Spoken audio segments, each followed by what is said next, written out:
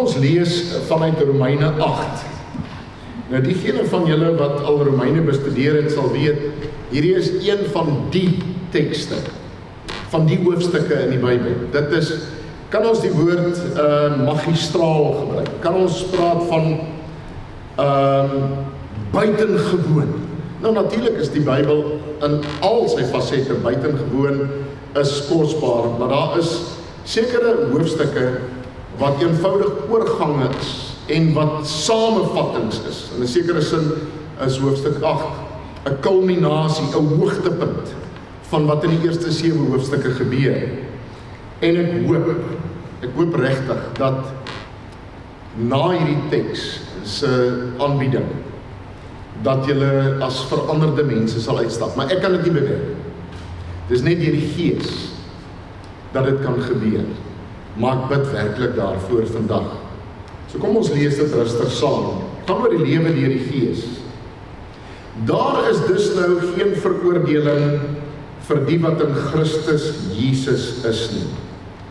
Die wet van die Gees wat aan jou in Christus Jesus die lewe gee, het jou vrygemaak van die wet van sonde en dood. Wat die wet nie by magte was om te doen nie, omdat dit weens ons sondige natuur te swak was. Dit het God gedoen. Hy het die sonde binne die sondige bestaan van die mens veroordeel deur sy eie seun in dieselfde gestalte as die sondige mens te stuur as 'n offer vir die sonde. Nou kan ons aan die eise van die wet voldoen. Ons, wat ons lewe nie deur die sondige natuur laat beheers nie, maar deur die Gees. Die wat hulle deur hulle sondige natuur laat beheers, hou hulle besig met die dinge van die sondige natuur. Maar die wat hulle deur die Gees laat beheers, hou hulle besig met die dinge van die Gees. Die dinge waarmee die sondige natuur van die mens hom besig hou, loop uit op die dood. Maar die dinge waarmee die Gees hom besig hou, bring lewe en vrede. Die dinge waarmee die sondige natuur van die mens hom besig hou, is immers vyandskap teen God. Die sondige natuur onderwerp hom nie aan die wet van God nie. Dit kan trouwens ook nie. Die wat hulle deur hulle sondige natuur laat beheers, kan nie die wil van God doen nie. Julle word egter nie deur julle sondige natuur beheers nie, maar deur die Gees. Want die Gees van God woon in julle. As iemand die Gees van Christus nie het nie, behoort hy nie aan Christus nie. Omdat Christus in julle is, gee die Gees aan julle die lewe op grond van God se vryspraak. Hoewel die liggaam vir die dood bestem is as gevolg van die sonde. Omdat die Gees van hom deur wie Jesus uit die dood opgewek is in julle woon, sal hy deur wie Christus uit die dood opgewek is ook julle sterflike liggame lewend maak deur sy Gees wat in julle woon. Daarom dan, broers, staan ons onder 'n verpligting, maar nie teenoor ons sondige natuur om daarvolgens te lewe nie. As julle julle lewe deur die sondige natuur laat beheers, gaan julle die dood tegemoet. Maar as julle deur die Gees 'n einde maak aan julle sondige praktyke, sal julle lewe. Almal wat hulle deur die Gees van God laat lei, is kinders van God. Die Gees wat aan julle gegee is, maak julle nie tot slawe nie, en laat julle nie weer in vrees lewe nie. Nee, julle die Gees ontvang, wat julle tot kinders van God maak, en wat ons tot God laat roep. Abba, dit beteken Vader. Hierdie Gees getuig saam met ons Gees dat ons kinders van God is. En omdat ons kinders is ons ook erfgename. Ons is erfgename van God, erfgename saam met Christus. Aangesien ons deel het aan sy lyding, sal ons ook deel hê aan sy heerlikheid. Tot sover lees ons saam.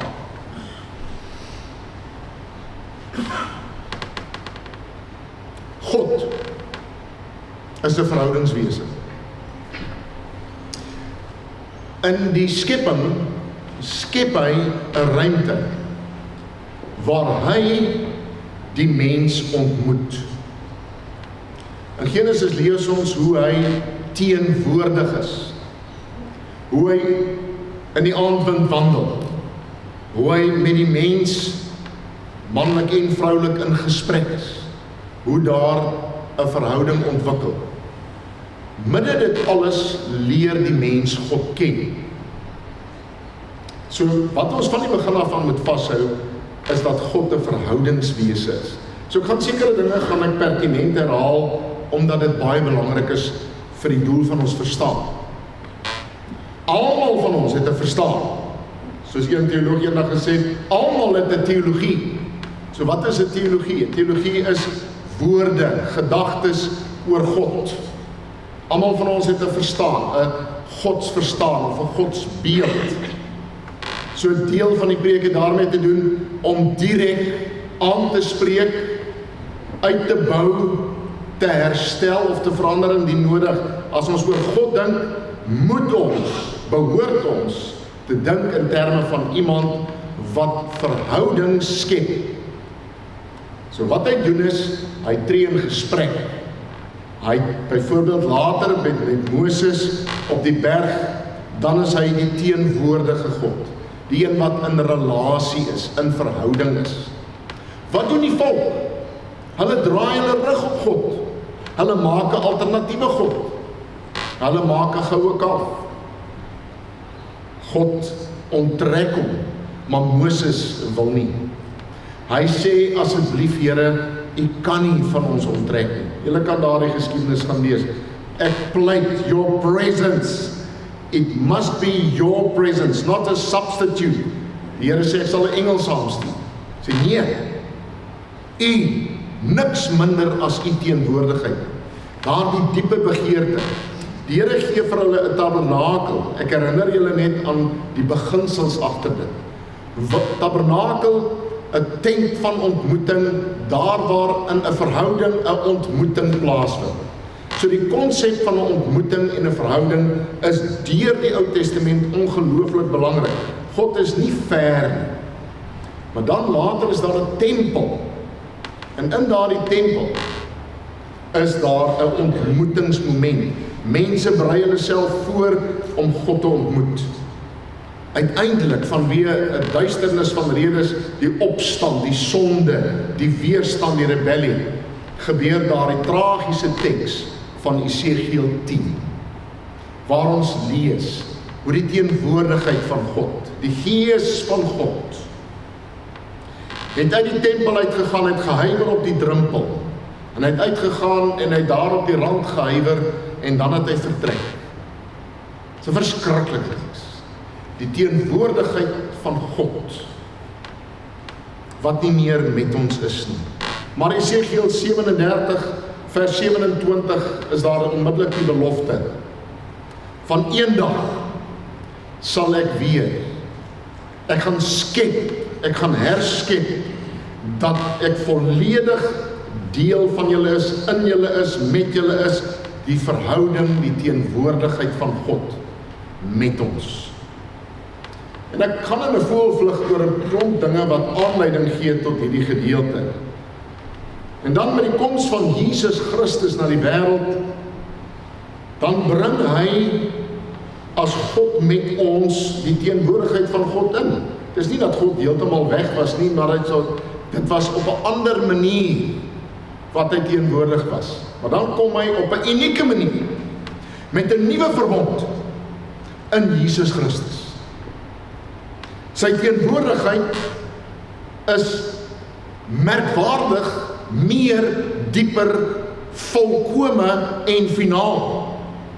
Kies al daardie woorde.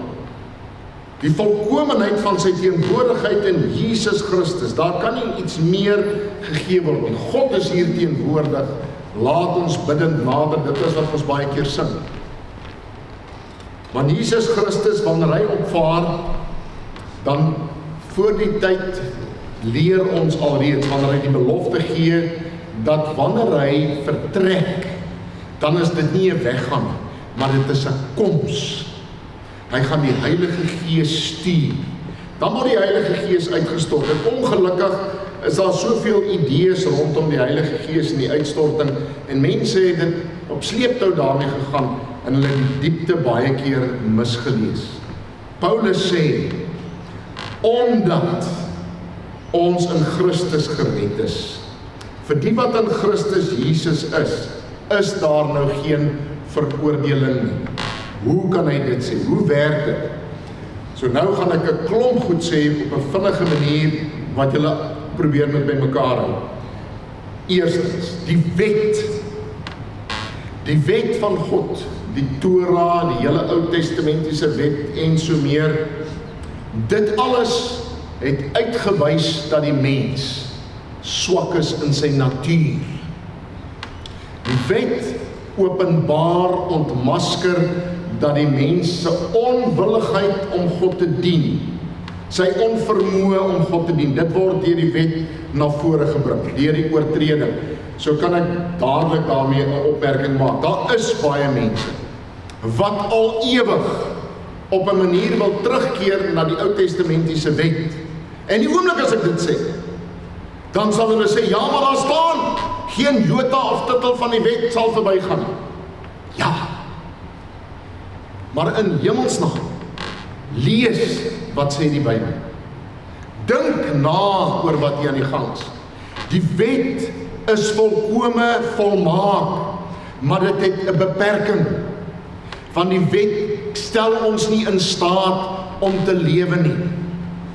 Dit ontmasker, dit ontbloot, dit laat jou ontdek wat die oortreding is en die tekort skiet. Dit alles leer ons deur die wet. Dis wat Paulus baie duidelik sê. Daarom kan ons nog steeds die wet lees met oorgawe. Daar's nie 'n probleem met die wet as sodanig nie. Maar daar nodigheid ontwikkel dat daar iets meer moet kom.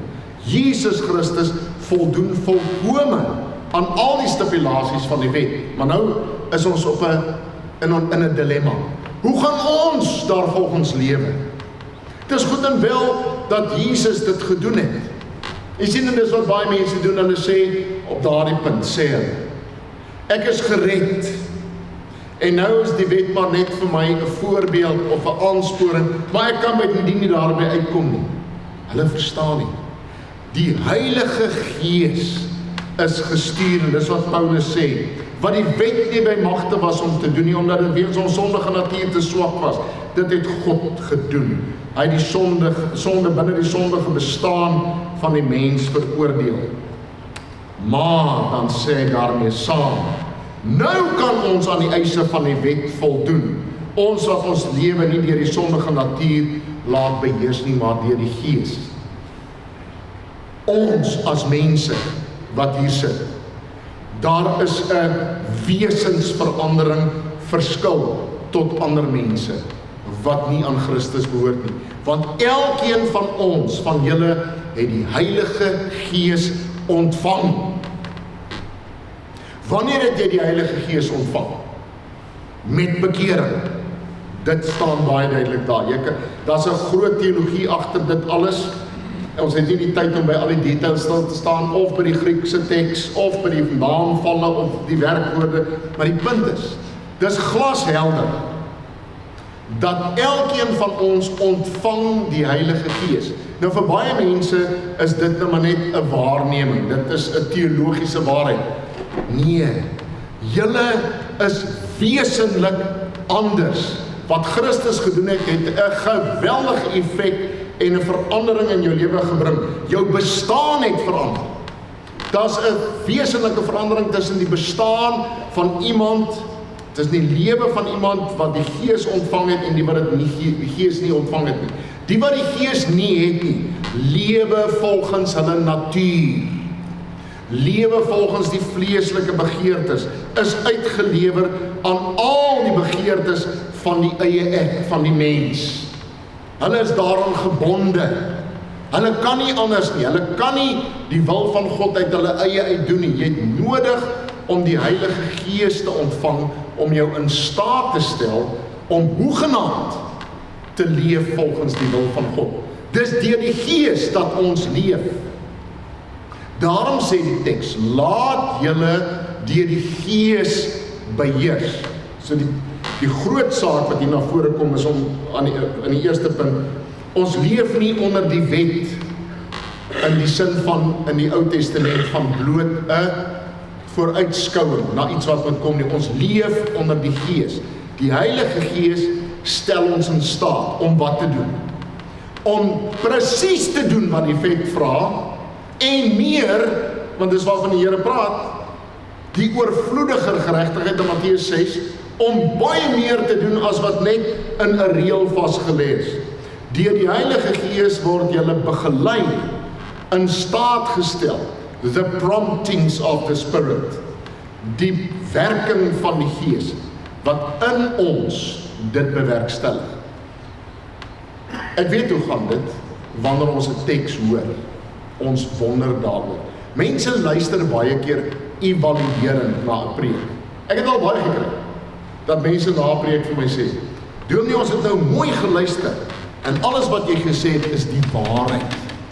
Sê ek, mense, is dit julle rol om te evalueer? Of is dit ons situasie om onsself oop te stel vir wat die teks sê, wat die Here vir ons sê? Vervolgens, dit wat die sondige natuur om mee besig is, en daar's 'n wesenlike gevaar, wat 'n vreemde gevaar is, dat 'n mens wat onder leiding van die Gees lewe, op 'n manier nog kan onskuldig maak en haar skuldig maak aan 'n lewe wat uit en uit getuig van dat ek aan die vleeslike gebonde is. Dat ek my aardse liggaam wil bevredig in alle opsigte. Dat ek the good life wil leef sonder 'n gedagte aan God en wat sy Gees vir my sê. Nou baie mense sal vir my sê, maar dis eintlik wie ons is.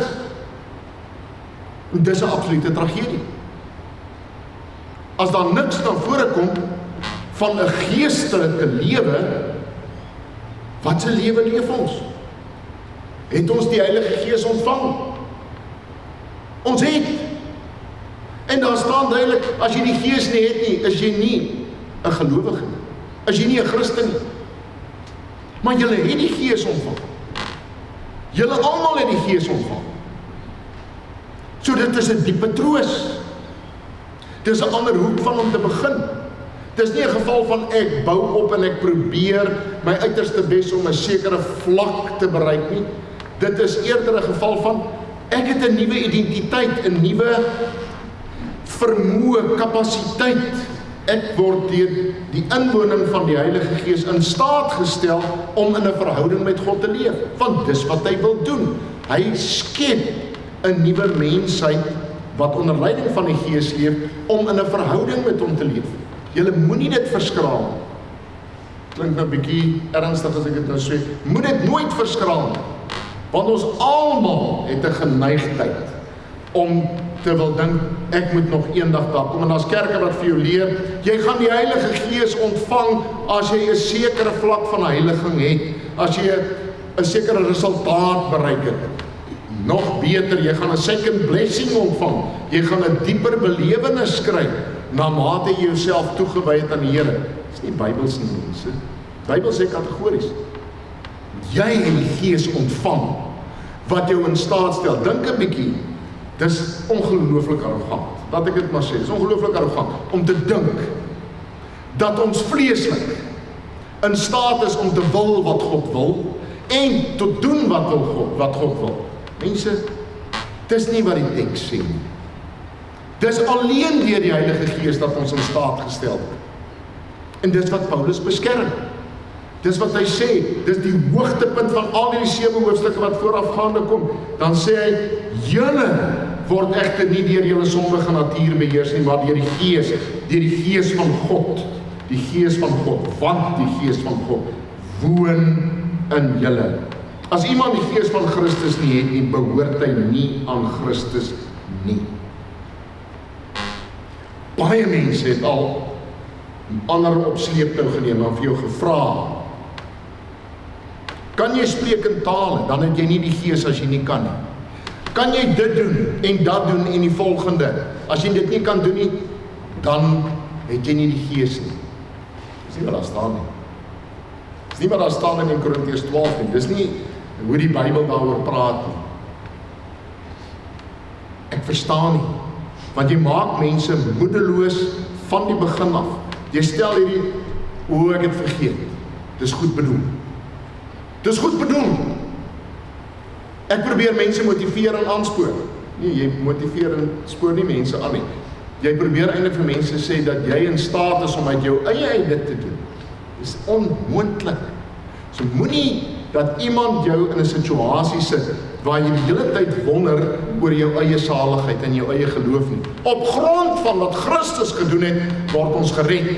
Maar omdat en deurdat ons alreeds gered is, behoort ek nou aan Christus, maar ek het ontvang, en dis wat kort kom. Dis wat ons baie keer vergeet. Ek en jy die Gees ontvang. En jy moet elke dag dit vir jouself aan herinner. Jy die Gees ontvang wat jou in staat stel. Dis nie dat jy hom eendag gaan ontvang nie, jy het hom klaar ontvang wat jou in staat stel om te leef volgens die wil van God. Daarom kan Paulus sê dat jy alles behoort te doen wat op 'n geestelike vlak is, die dinge in Galasiërs 5 vers 22 en die verse rondom dit wat die sondige natuur om jy besig hou. Julle ken al daai lyste, né? Ons diskwalifiseer dit, ons herinterpreteer dit. Daar staan nou, dis die een simpel voorbeeld, né, maar wat staan daar in Galasiërs 5? Wat mag jy nie doen 'n gelowige nie? Kom ek toets julle. Wat staan daar? Nou is julle skrikkerig, want dan gaan jy vir my sê, jy's nou bang, ek gaan vir jou sê, ja, hoekom dink jy dat? Is jy skuldig? Nee, maar daar is 'n klomp goeders wat daar staan. Jaloesie. Wat is daar nog? Bitterheid in die sin van dat daar skeiding kom as gevolg van jaloesie. Daar's dronkenskap en debauchery, daar's seksuele sondes, daar's al hierdie ander dinge. Dit pas nie by die Gees nie, pas nie by jou gees nie. Pas nie by jou gees, wat die Gees van God is wat in jou woon. Dis nie waartoe ons gedoem is nie. Party mense leef asof hulle gedoem is. Hulle kan nie anders, hulle is slawe van hulle eie sondige natuur. Nee, jy die Gees ontvang. Liefde, vrede, vreugde, geduld, selfbeheersing. Al daardie dinge wat na vore kom. Dis kenmerkend. Hoekom, wat het God gedoen? Hy het in Christus in 'n verhouding met ons gekom en hy leef in hierdie verhouding met ons en hy's in hierdie ontmoetingsmoment daagliks met die Gees wat in ons is. Hier is 'n geweldige teks, want die Gees van God wat in julle is, gee vir julle die lewe op grond van God se vryspraak. Dis een van die min tekste wat daar ter sprake is dat die Gees dit op so 'n manier gee. Die Gees wat die lewe gee. Nou onmiddellik dink ons in terme van dat die Gees vir Jesus Christus opgewek het. Maar in dieselfde asem moet ons ook sê die Bybel praat van dat Christus sy lewe, hy sê hy lê sy lewe af vrywilliglik en hy neem dit op vrywilliglik. So moet ons verstaan. Daar staan ook dat dit die Vader is wat die Seun opgewek het. So wat hoe sien ons dit? God is die een wat daardie lewegewende werk doen. Die Vader en Jesus Christus deur die agent, die Heilige Gees. Die agent van hierdie dinge is die Heilige Gees, die wat die in 'n sekere sin daardie werk doen. Lees ons hier, selfs by die mens se redding en die uiteinde daarvan is die Gees betrokke. Verder aan staan daar, die Gees wat in julle woon, sal hy deur wie Christus uit die dood opgewek is, ook julle sterflike liggame lewend maak deur sy Gees wat in julle woon. Sien julle die omvang van al hierdie goed? Ons het nie eers die tyd naaste by om te deurdink wat die diepte hiervan is. Maar die wonderlik is dat die Heilige Gees aan ons geskenk is. Nou is ons onder 'n verpligting. Op ander plekke word daar gesê, ek is 'n slaaf. En 'n sekere sin is ek 'n slaaf. Is jy 'n slaaf? Maar nie aan die sondige natuur nie. Daaroor moet ons sekerheid kry. Want as ek nog leef asof ek 'n slaaf is aan my eie begeertes en my eie wil, is daar's 'n groot probleem wat moet aangespreek word. Ek staan nie teenoor 'n verpligting om daarvolgens te lewe nie. As julle lewe deur die sondige natuur laat beheers, gaan julle die dood tegemoet. Maar as julle deur die Gees 'n einde maak aan die sondige praktyke, sal julle lewe. Ons is in staat. Die wet het ons nie in staat gestel nie, maar die Gees stel ons in staat. So 'n gelowige kan nie sê, dis te moeilik, ek is maar net so gemaak en so gelaat staan. 'n vriend van my het hierdie opmerking altyd gehad, as hy iets verkeerd gedoen het, ag, ek is nou maar Satan se moddermens. Nee, jy kan nie dit sê nie. Jy kan nie dit sê nie. Jy is meer as in staat gestel en word in staat gestel deur die werking van die Heilige Gees om die sondige praktyke af te sterf. Mortificatio is die woord wat ons gebruik in die teologie in Latyn. Dit is die Heilige Gees wat in elkeen van julle werksaam is. Ons moet nie net anders na onsself kyk nie, ons moet ook anders na mekaar kyk. Daarom het ek die opmerking gemaak, elke een van julle word deur die Gees gelei. Of jy daarna luister is 'n ander vraag, en of ek daarna luister, maar nie dink ek staan hier soos ek nou altyd presies luister nie. Die feit van die saak is, dis die Heilige Gees wat jou begelei, so jy's meer as in staat, en ek moet daarmee rekening hou. Want is God wat in julle werk. Ek kan nie die hele tyd aan julle dink as mense wat eintlik so ver is, so vervalle is, want baie mense hou daarvan om hulle self daar te hou. Ek verwag niks van myself nie, want ek is 'n swakke mens. Dit klink verskriklik vroom. En dit klink vreeslik opreg, maar is tog onbybels. Want deur die Gees wat in jou woon, is jy in staat tot 'n lewe wat tot eer van God is. Wat die sondige bestaan afsterf en wat ontslae raak van goed. Moenie vir jouself sê jy kan nie. Maar jy kan nie. Nie uit jouself, maar jy kan. En jy behoort deur die Heilige Gees se werking.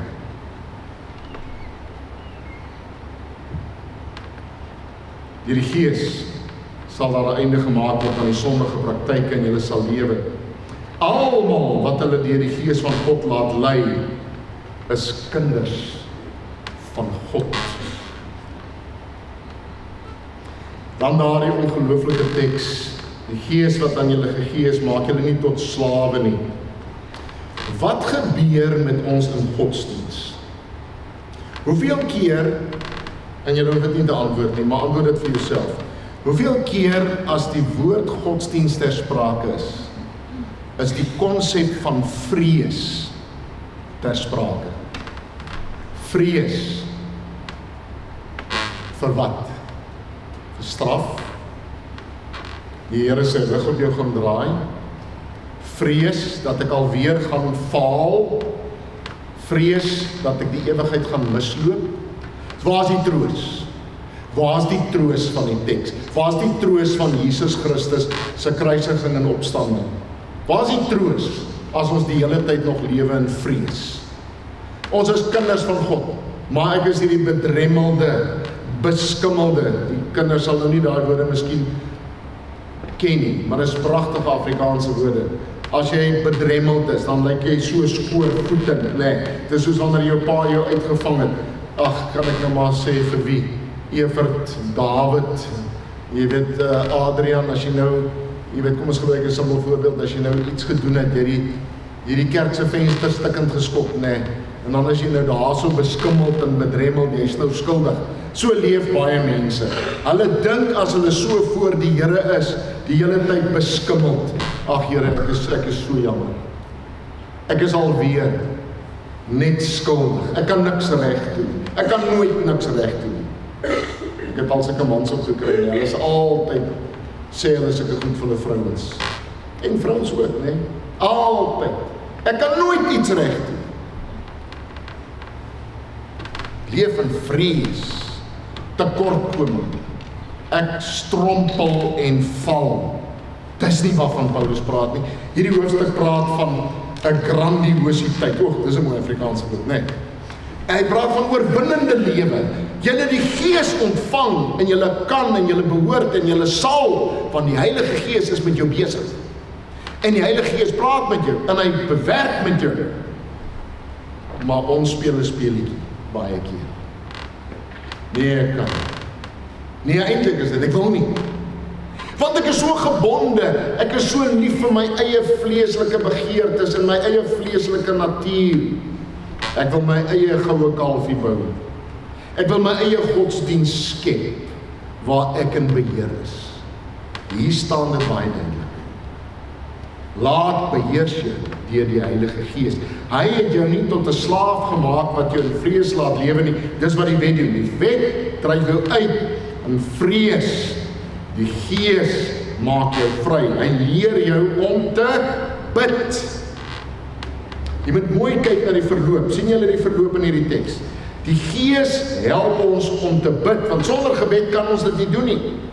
Sonder afhanklikheid, sonder 'n diepe afhanklikheid van die Gees. Daarom is 'n gelowige se lewe gekenmerk deur hierdie vertroue op God wat uitmond in gebed. In 'n verhouding met Christus, in 'n relasie met die lewende God, is dit 'n gesprek. Ons noem dit gebed. 'n Gebed waar ek leer om te sê Abba, dit beteken Vader. Nou ja, daar's baie boeke al geskryf en mense gaan kyk, daar word mos sulke boekies geskryf. Jy moet nou so bid, jy moet nou bid Abba. Dan het daai gebed meer krag. Kyk, ek trap op 'n paar tone seker, né? Ek is nie bekommerd daaroor, want dit staan in die Bybel. Abba beteken Vader. Ja, dit het te doen daarmee dat ons soos 'n kind in vertroue in hierdie ongelooflike intieme verhouding leer praat met die Vader. Nie iemand wat daar ver staan in vrees en bewing en angs oor hulle sonde nie, maar ek praat met God.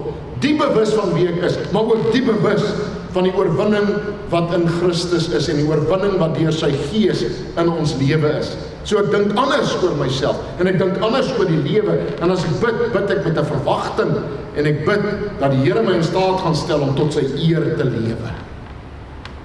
Ek bid nie al klaar vooruit wetende ek gaan nou maar val en niks bereik nie. Nee, ek laat my deur die Gees beheers. Dit is ons uitgangspunt. Dis wat daar staan. So hy leer ons om intiem, Abba, daardie intimiteit. Party mense sê, jy moet so bid, baie intiem, en jy moet al hierdie ander Hebreëse godsname bid, en dan sal God nou na jou luister, en jy gaan kyk op YouTube en op Google, né? Jy het al gesien, julle bid altyd nog verkeerd in die kerk, julle gebruik die verkeerde name, dis hoekom jou gebed nie werk nie. Ag, ek sien daai goed, ek gaan kyk na dit, dan skud ek maar net my kop. Jy help nie mense nie. Jy help nie mense deur sulke goed te post nie. Maar ek is so heilig as ek oor die goed praat. Nee, jy help nie mense nie. Hierdie het te doen met die Gees wat dit in jou bewerkstellig. Dis die Gees wat jou laat leer om so te bid. Dis die Gees wat jou help om intiem met die Vader om te gaan. Die Gees wat in jou en my leer. Dit beteken Vader, my Vader. En dan gaan kom hierdie geweldige teks. Hieroor was daar baie al geskryf. En Calvin onder andere het saamgestem met hierdie tipe insig dat die Gees getuig saam met jou gees. Ander het gesê, die Gees getuig in jou gees. Die Gees getuig saam met jou gees dat jy 'n kind van God is. Saam. Mense, dit is so groot dat ek dit eintlik nie woord nie. En omdat ons kinders is, want julle kinders van God is julle erfgename. Julle deel in die erfenis wat aan Christus behoort. So as jy oor die hemel wil dink, dan dink jy in term van erfgenaam. Ek deel in dit wat aan Christus behoort. Ek dink nie individualisties aan allerlei goedjies wat ek begeer in my vleeslike bestaan nie. Ek deel in dit wat Jesus Christus sin is, want ek is sy kind. Dit is, die Jode het niks geken van 'n aanneming tot kinders nie. Die Grieke en die Romeine het dit geken, huiothesia. So ook adoptio, maar euthesia word gebruik as 'n erfgenaam, dis wat julle is. Julle die Heilige Gees ontvang as die eersteling gawe. Dis daai bewys, daardie pand, daardie waarborg, dat julle aan Jesus Christus behoort. So troos julle met hierdie tekswoorde. Moenie dat iemand vir julle mislei deur die hele tyd vir julle te sê, ja, maar jy weet jy is nog nie goed genoeg. Jy het nog aan hierdie dinge voldoen en jy moet nog so bid en jy moet nog dit bereik en dan eers sal jy kwalifiseer. Wat se troos is daar? Wat se troos is daar?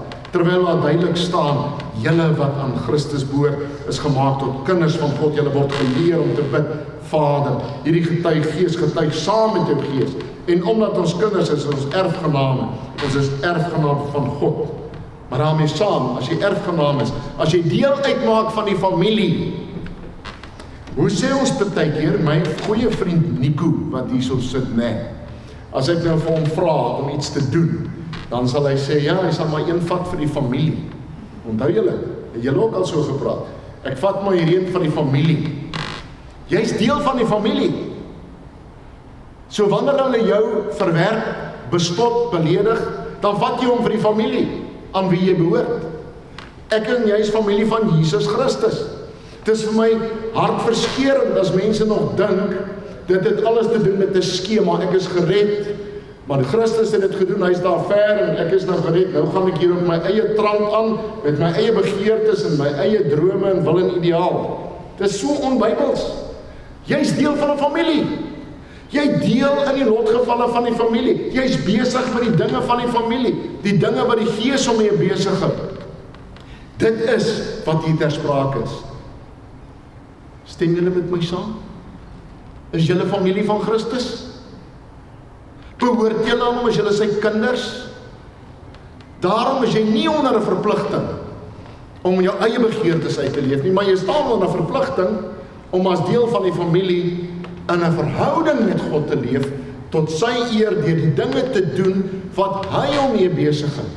En dan sê hy, daai las is lig en daai juk is sag wanneer jy jou op daardie pad begeef. En op daai pad is jy die erfgenaam en kry en ontvang jy op grond van wat Jesus Christus gedoen het. Waarmee stuur ek julle uit? Julle en die Gees ontvang. Julle behoort aan Jesus Christus. Gaan leef uit daardie waarheid. Moenie julleself onder 'n slawe juk laat indwing deur ander mense nie.